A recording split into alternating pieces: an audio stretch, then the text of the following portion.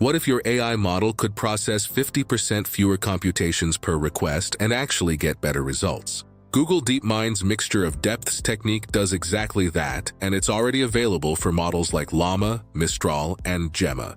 I analyzed 28 sources for this breakdown, including the original Archive paper, 5 open-source implementations, and the Stanford HAI 2025 AI Index report.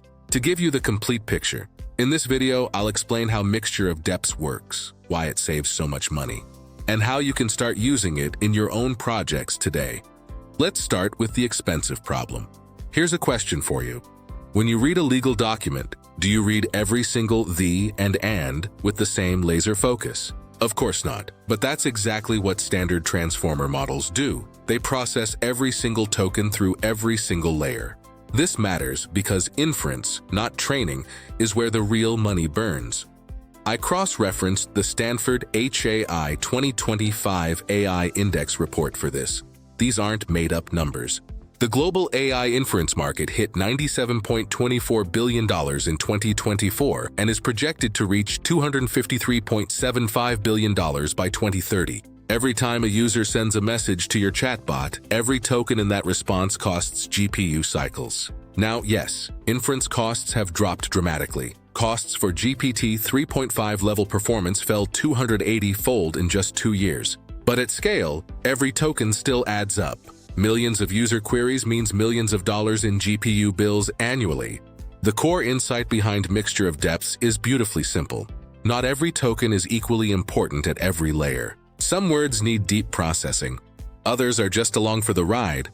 What if the model could learn which is which? Imagine an assembly line where every single product goes through all 10 stations. Even if some products only need stations 3 and 7, that's a standard transformer.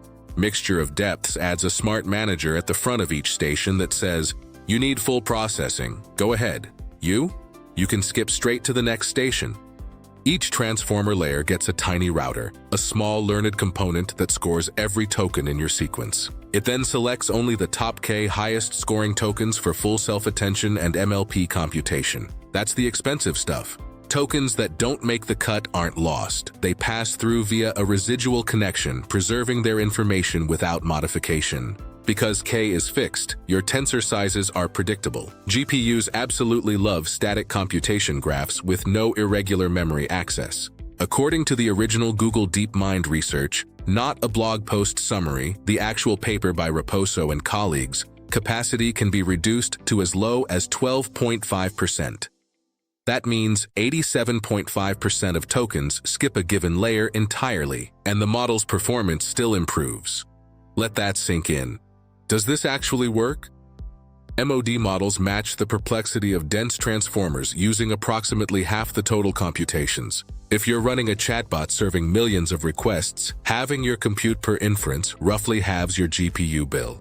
When trained for the same duration, MOD actually achieves 1.5% higher quality. Less compute can reduce network noise. MOE is like choosing which specialist doctor to see.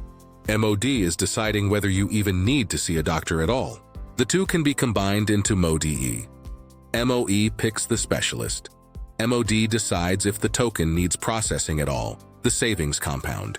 It's not just theoretical. GitHub repositories already support Mistral, Llama 3, Gemma, and more. That covers most popular models.